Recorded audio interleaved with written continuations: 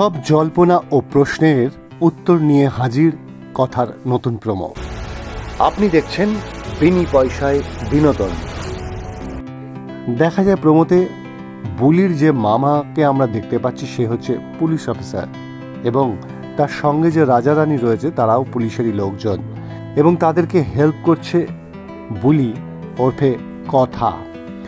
পুলিশকে সম্পূর্ণভাবে হেল্প করছে কথা এবং সেই কথাই বুলি রূপে গুহবাড়িতে এসে ওঠে এবং সেখানেই একের পর এক নানান ঘটে যাওয়া ঘটনার উন্মোচন ঘটাতেই সে এসেছে।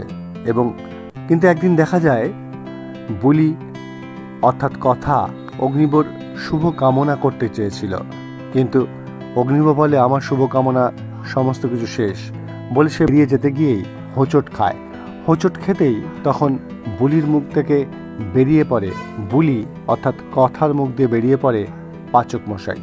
সেই শুনেই অগ্নিব বুলিকে চেপে ধরে এবং সে প্রশ্ন করে কি বললে, কি উত্তর দেবে বুলি অর্থাৎ কথা। কি হবে তা জানার জন্য অবশ্যই দেখতে হবে বিনি পয়সায় বিনোদন।